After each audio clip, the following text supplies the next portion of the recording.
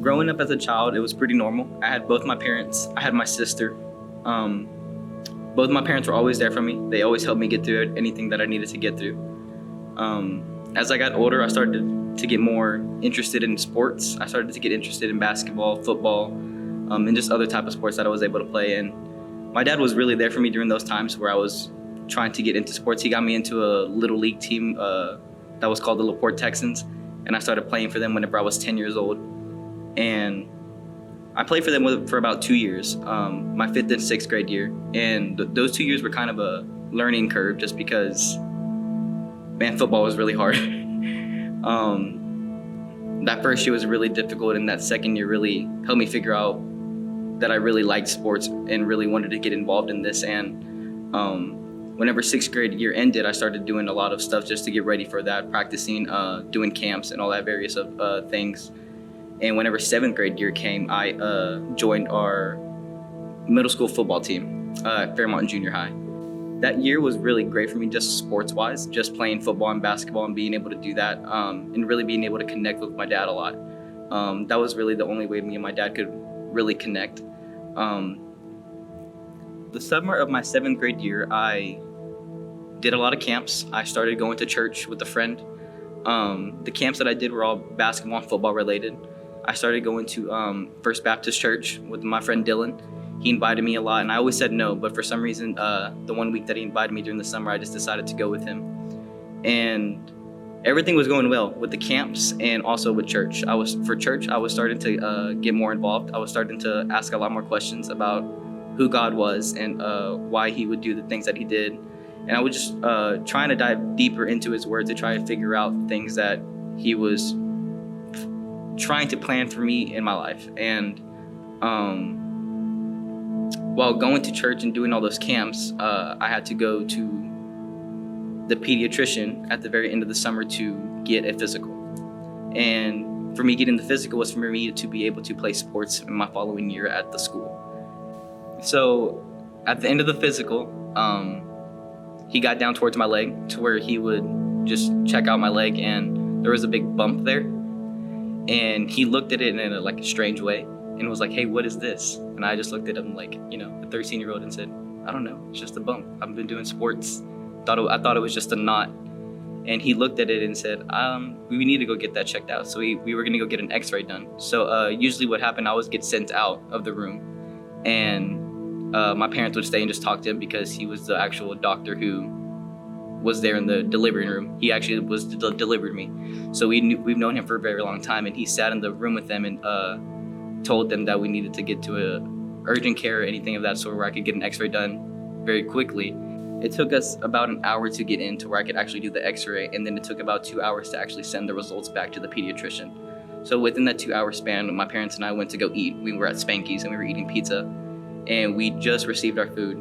And right as I remember this so clear as day, right when I was about to take my first bite, my dad got the call from our pediatrician and said, "Hey, we need you to get here as quickly as possible so we can talk to you about this." So we didn't even get to really eat our food. We took it all to go. And we went back to the pediatrician, and we went back to the room, and he told us that I most likely had osteosarcoma, which is bone cancer. And everything that I worked for through that summer of doing sports camps and going to church was really all just thrown down the drain.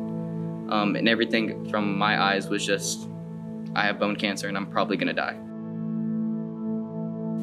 The following week, we actually went to Texas Children. They cut into the mass that I have to where they can take a little bit of that out and dissect it to see what the actual diagnosis is, to see if it's actually bone cancer or benign. That following week, we actually started school, and I went back on my first day, and I was in a wheelchair wheeling around, and everybody was asking questions because I didn't have the heart to really tell anybody. So I went through the ending of my summer just really being alone. But that week was going to be the week that I got the results back. And I remember it being a Wednesday, and I was in the gym with my friend Kirkland, and we were playing basketball, even though I was in a wheelchair. And my dad called me, and he said, "Hey, we're about to come get you. We got the results back. We're going to talk to you about it." And me being the stubborn person that I am, I told him that I wanted to know the results right then and there. And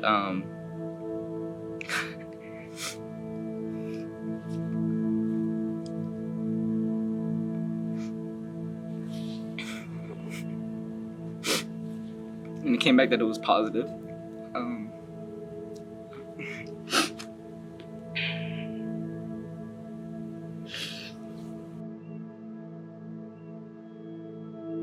So for 6 months, I would go in for chemotherapy for 3 weeks at a time, and then had a week's rest, and then repeated that for those 6 months that I was there.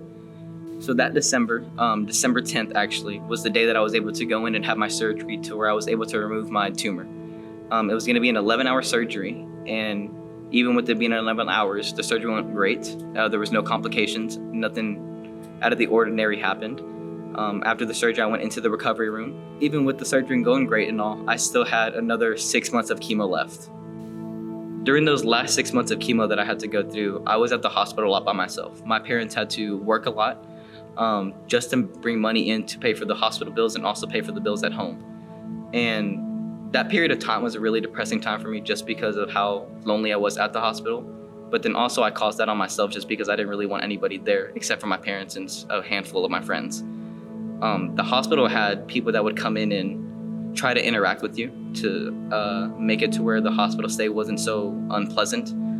I had a lot of those people that would come in and they would just try to read Bible verses with me or tell me a little bit about Christ, and also even give me Bibles, and I would do that with them. But after that, I just wouldn't care for what they said or care for what they did for me, and I would throw all those Bibles in the trash. I think I received about 5 Bibles, and they all just ended up in the dump.